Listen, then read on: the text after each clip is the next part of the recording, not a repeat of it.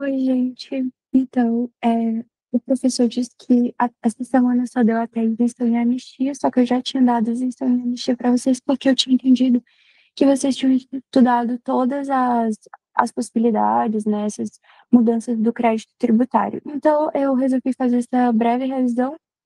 Eu vou tentar ser breve e tem na descrição um exercício para vocês fazerem. Então, iniciando, eu queria trazer um pouco de volta, né, o assunto de lançamento. O lançamento, ele é esse procedimento. Eita, enfim, eu vou ajustar isso aqui, mas ele é o procedimento administrativo pelo qual a autoridade fiscal ela vai formalizar a obrigação tributária. Ele serve para verificar a ocorrência do fato gerador, determinar a matéria tributável, calcular o valor do tributo devido, que é o crédito tributário propriamente dito, aquele valor, e propor a aplicação das penalidades eventuais, caso elas sejam necessárias e, enfim, tem a prerrogativa para isso.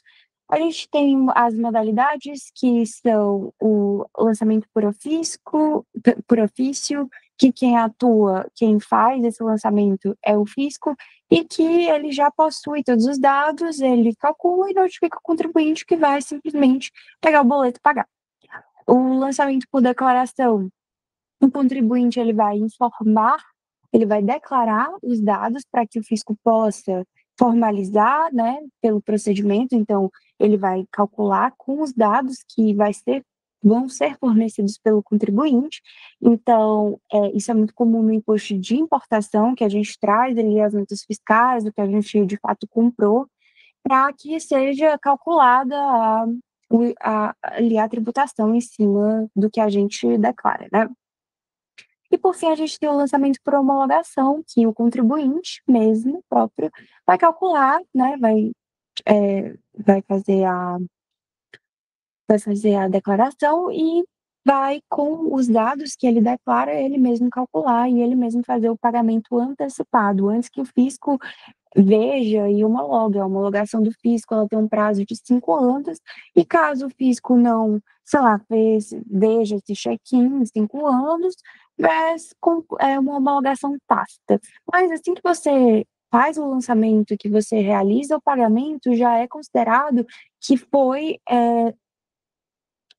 que esse crédito ele foi extinto, certo? E aí é uma extinção, como se eu posso dizer, provisória, que vai ser considerada definitiva quando houver homologação. Seria basicamente um check-in para ver se está tudo certo pelo fisco, certo? Se você tiver feito tudo certo, não tem mais o que pagar. Então, eu trouxe como exemplo do lançamento por homologação o ICMS, o IPI, o Imposto de Renda, enfim. Aí, sobre a suspensão da exigibilidade do crédito, a gente tem algumas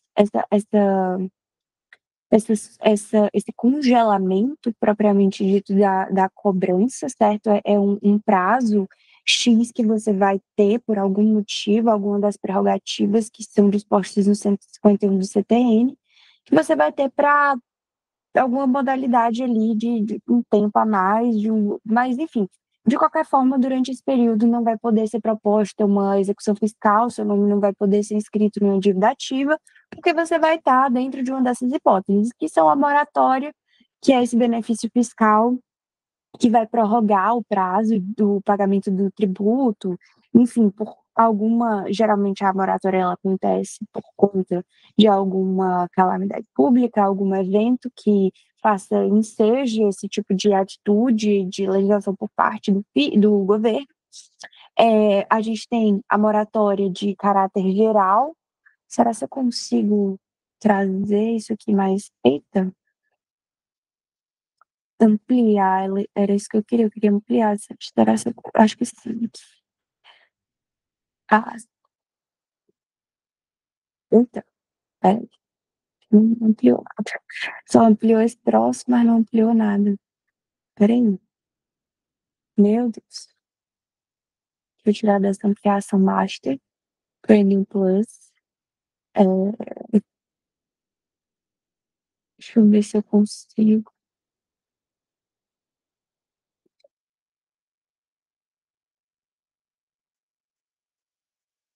Nossa Senhora, de Deus não dá. Não deu para ampliar bem, assim, direitinho. Deixa eu ver se eu consigo, trazendo para PDF mesmo, trazer uma apresentação um pouquinho melhor.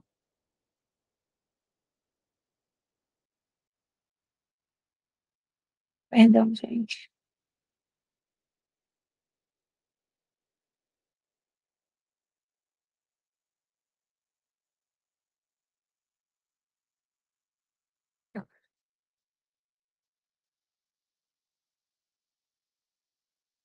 Vou mudar aqui a apresentação para cá.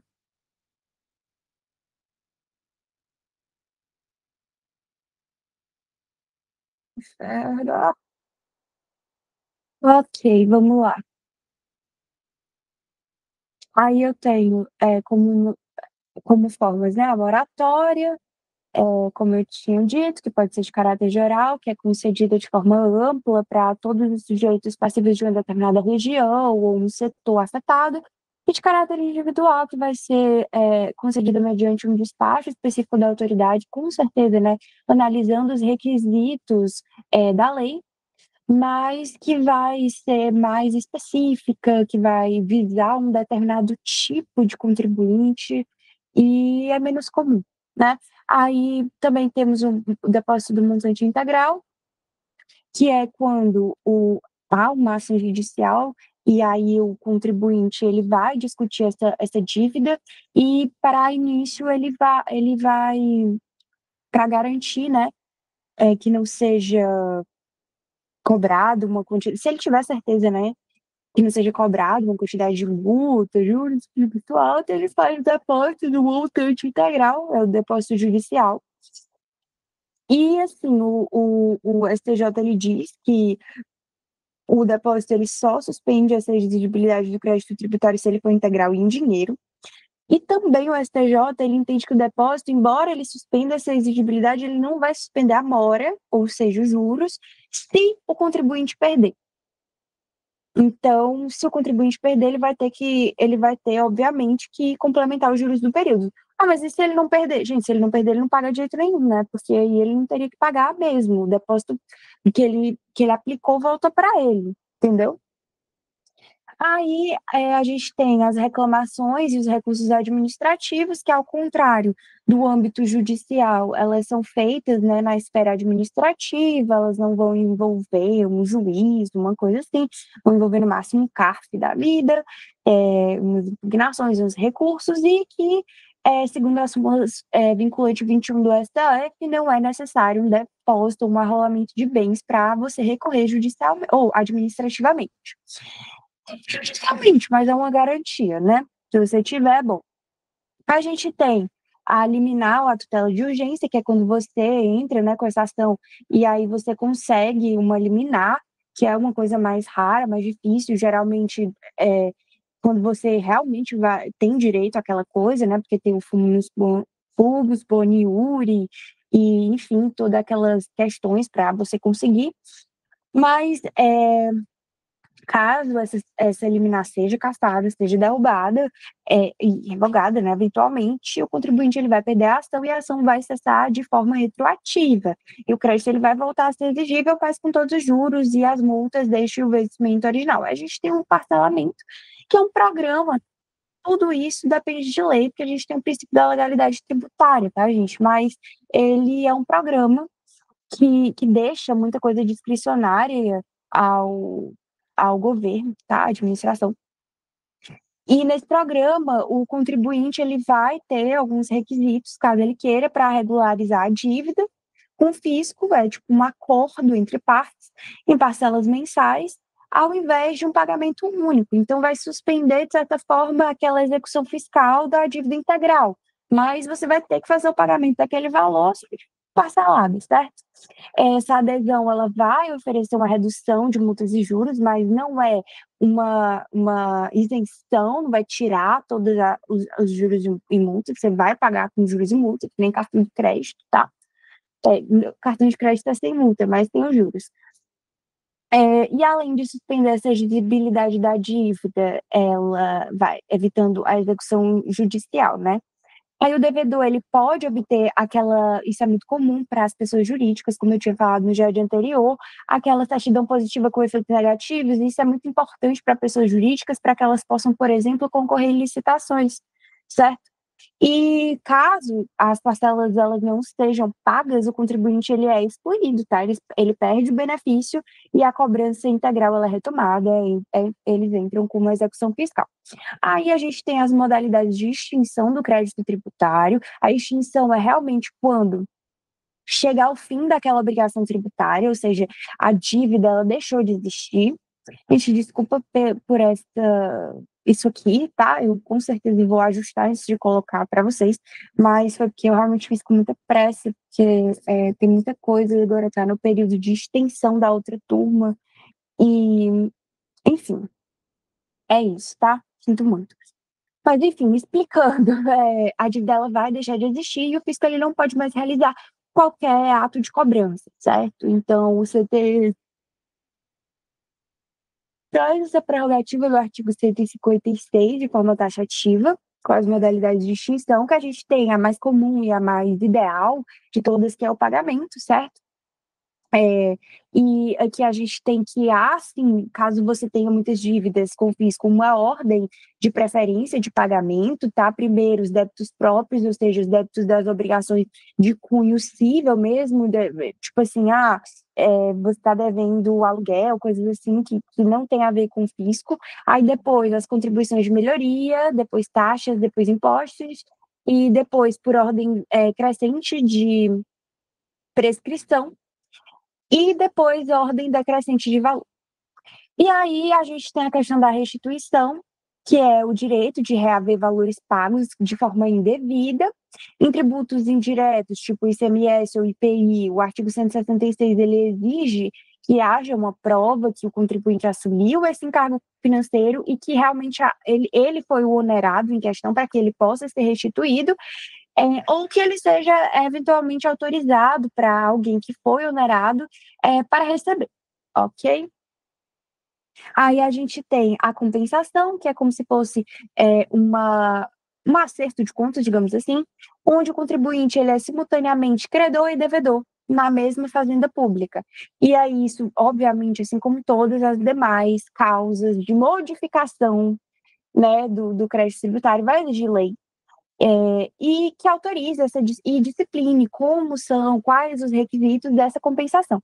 Mas, de antemão, é necessário que haja um acordo no sentido de é necessário que você queira essa compensação e que a Fazenda Pública também. Tá? Aí a gente tem a prescrição e a decadência, que eu vou adentrar mais de forma mais específica, mas basicamente a decadência ela é a perda do direito de fazer o lançamento, ou seja, o crédito sequer foi lançado. E aí a gente tem a questão dos 5 anos e a gente tem a prescrição, que é a perda do direito de cobrar judicialmente o crédito que já foi constituído pelo decurso do tempo.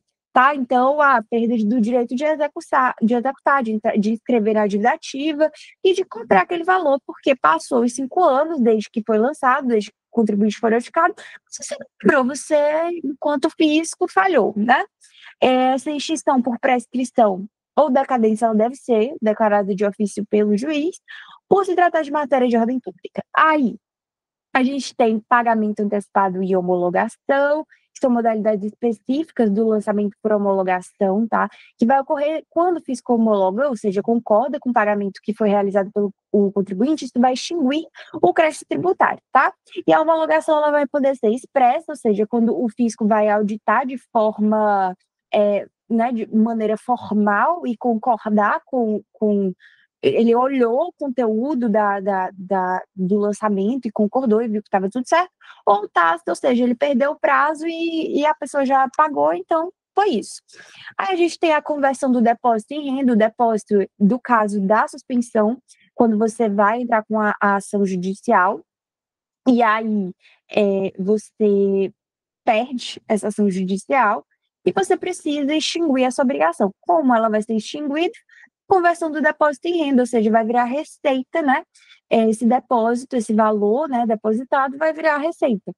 Aí a gente tem a remissão, que é o perdão legal da dívida, tá? Que vai englobar a principal e multas. Ele vai ser concedido por lei em relação a um crédito que já foi constituído, e geralmente a motivação ela é baseada em situação, e ela precisa, tá?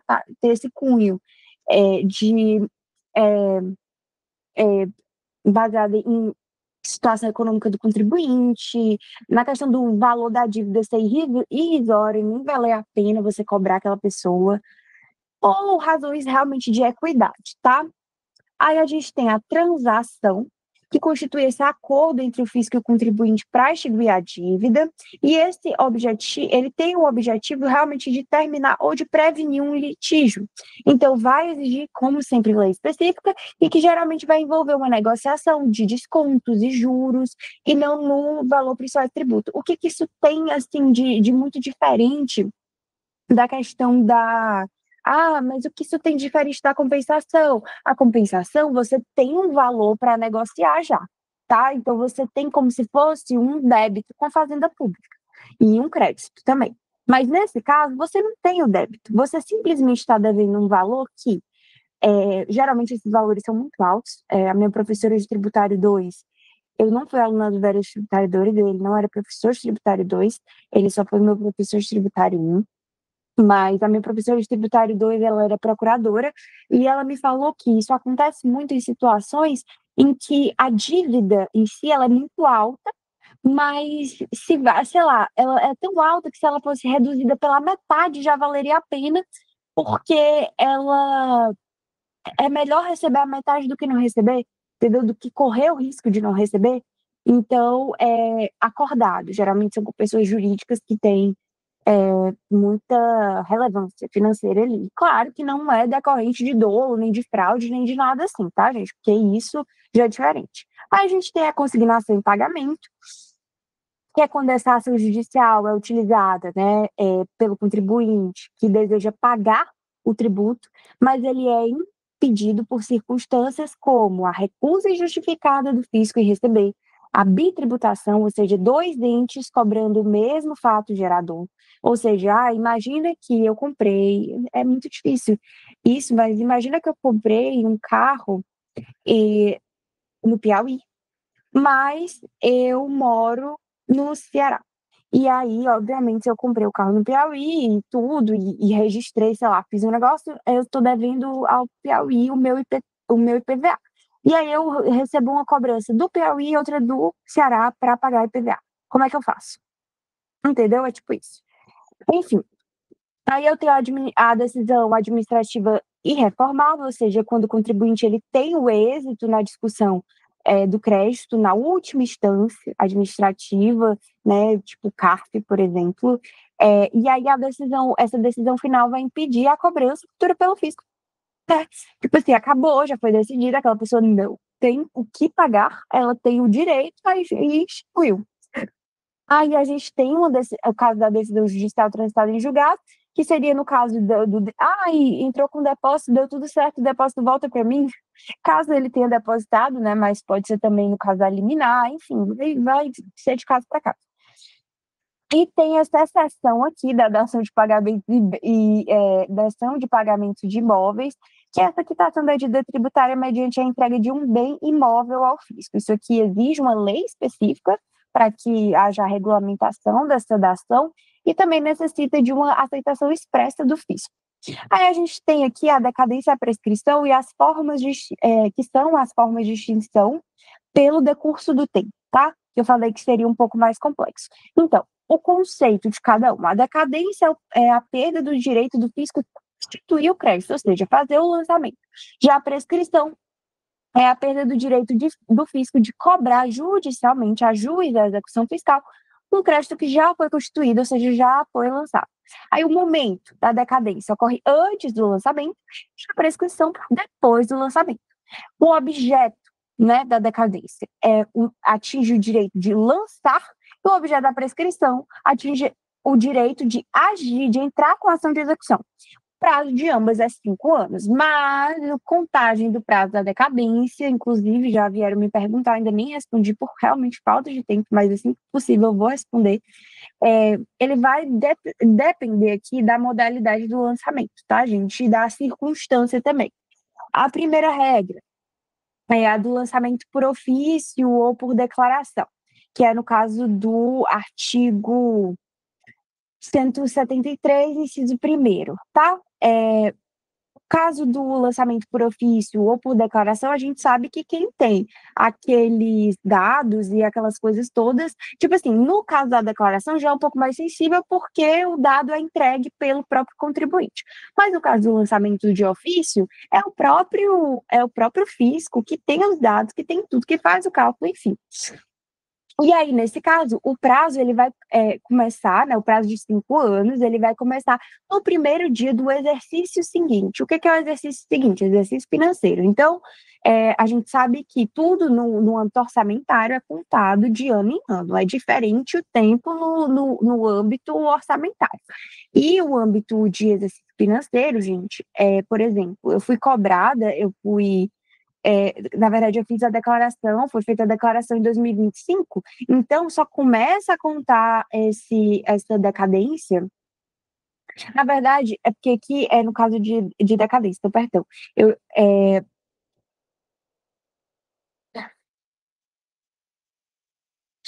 Gente, calma. Eu me confundi toda. Pera. Perdão, pelo amor de Deus, é porque tá muito tarde, eu tô muito cansada. Tá sendo bem pesado, assim, muita coisa para fazer, mas vou explicar direitinho para vocês, perdão mesmo. O que acontece? O lançamento de ofício ou por declaração é o que era para ser, tá? Porque a gente sabe que a decadência, ela não tem o lançamento, então você perde o direito de lançar. Mas se fosse para lançar, você lançaria dessa forma aqui, entendeu? Então era para ser lançado e não foi lançado. Então, quando é por declaração ou por ofício, era para o fisco ter lançado. E aí, esse prazo de 5 anos, ele vai começar a contar do primeiro dia do exercício seguinte. Ou seja, eu comprei o bem, enfim, o fato gerador ocorreu, certo? No ano de 2025. Então, o prazo de decadência para o fisco poder lançar aquele tributo é em 2026, tá? No primeiro dia do exercício do ano seguinte. Então, como o dia primeiro é feriado, primeiro dia útil, geralmente não sei se o prazo é corrido, isso aqui é uma pergunta que eu tenho que fazer para o velho, se o prazo é corrido ou não, mas vai ser ou dia primeiro ou dia 2 de janeiro de 2026, ok? Aí, por exemplo, o fato gerador do IPTU, que é ofício, né? De 2025, eu comprei, ocorreu, comprei um carro. Aí eu fiz que poderia lançar em 2025, certo? Ele já pode. Por quê? Porque o fato gerador já ocorreu. Mas o prazo decadencial começa. Ah, não, realmente eu devo ter olhado. No dia 1º de janeiro de 2026, certo? E vai terminar no dia 31 de dezembro de 2030. De 2030, não.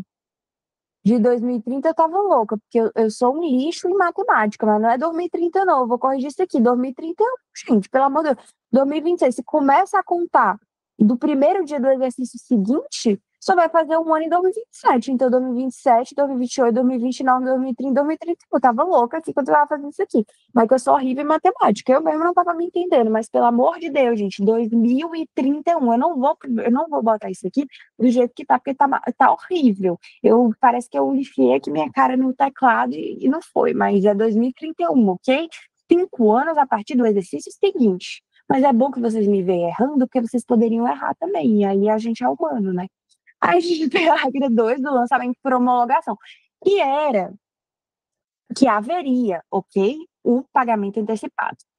E aí o fisco, ele tem 5 anos a contar da data do fato gerador, daquela coisa que eu deveria ter declarado por homologação e que eu não fiz no meu lançamento, ok? Não lancei. Para o fato gerador, para fiscalizar o homologar. E aí, a gente tem 2 cenários, ok? A gente tem o cenário. Houve o pagamento antecipado. Aí o fisco tem 5 anos a contar da data do fato gerador para fiscalizar e homologar, ou lançar a diferença.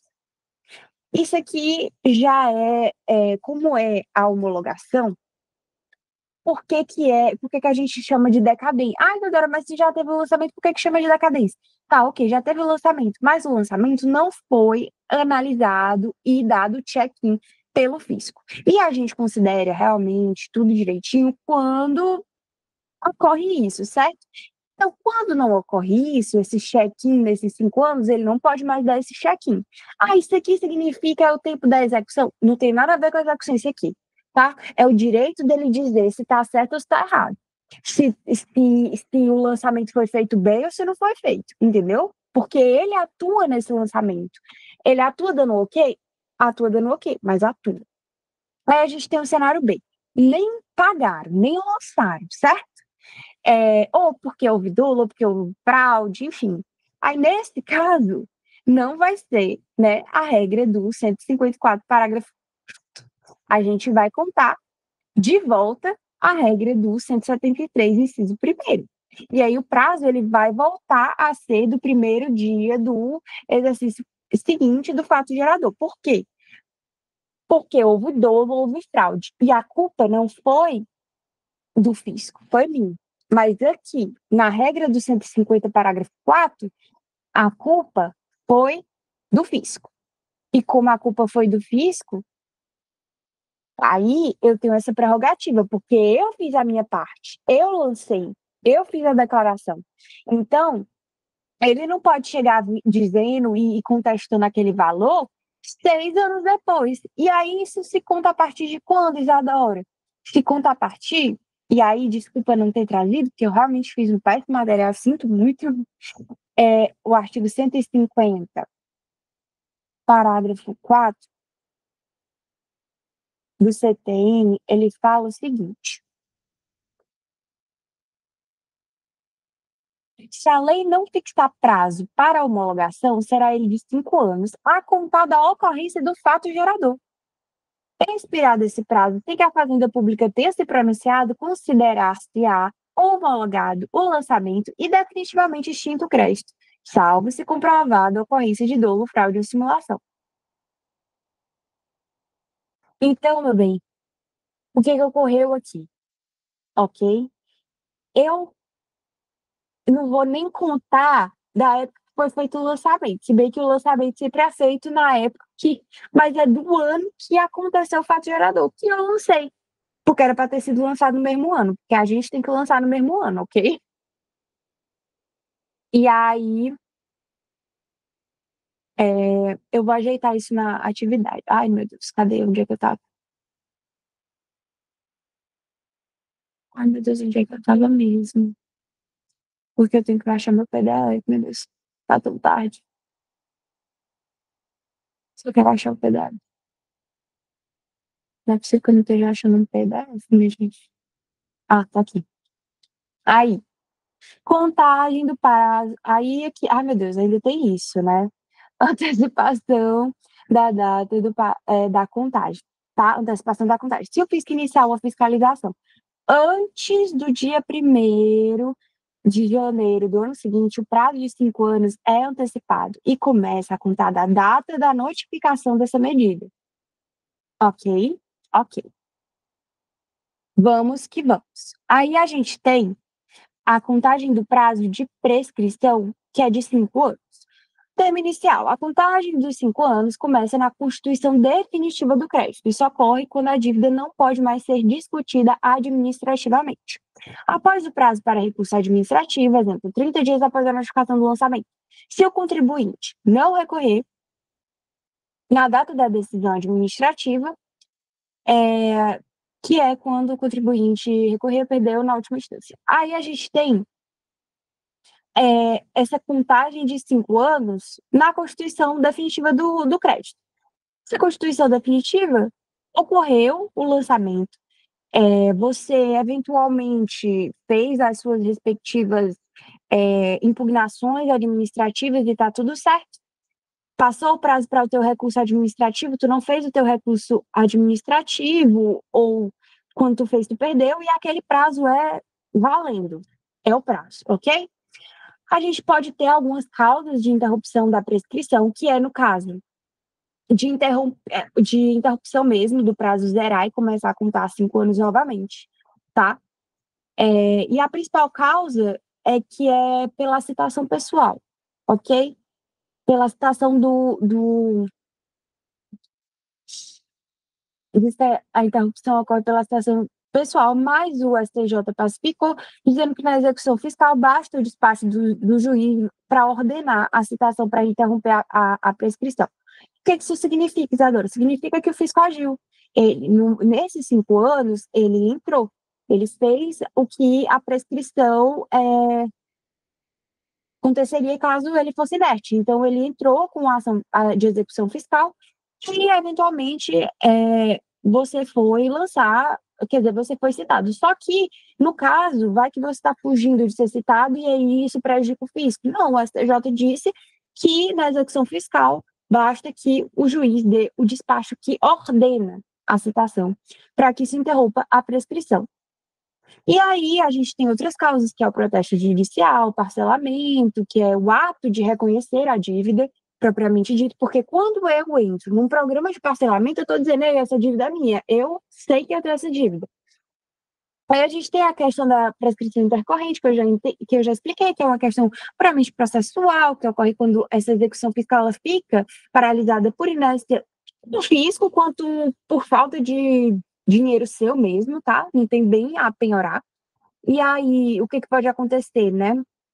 O processo ser suspenso por 1 ano, por não encontrar bens do devedor, e aí, após 1 ano, se o fisco continuar inerte, ou seja, não catou ainda nada para tirar de ti, inicia-se automaticamente esse prazo dessa prescrição intercorrente de 5 anos, que é essa paralisação prática, certo?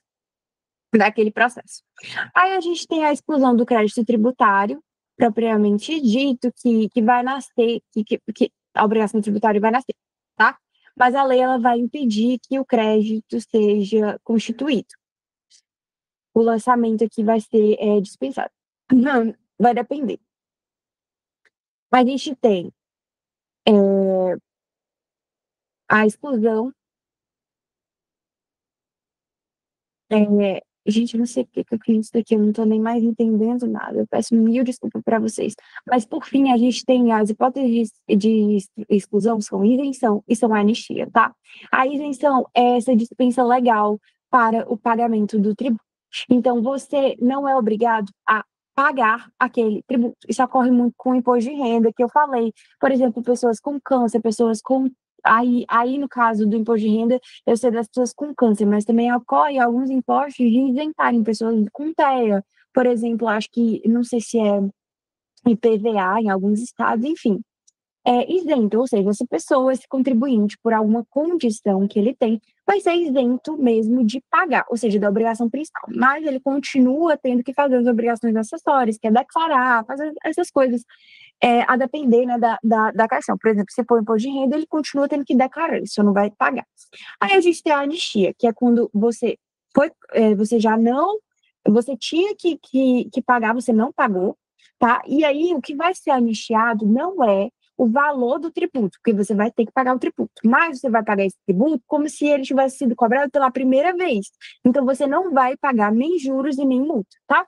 Aí eu trouxe aqui um quadro comparativo do final para explicar que a remissão ela é diferente da isenção e da anistia, que a isenção e a anistia são causas de exclusão e que a remissão é uma causa de extinção e que a extinção, ela perdoa realmente a dívida que já foi lançada e tudo por uma situação excepcional. Aí a exclusão, ela vai impedir o lançamento desse tributo e aqui no caso da isenção, e a anistia vai impedir o lançamento da penalidade.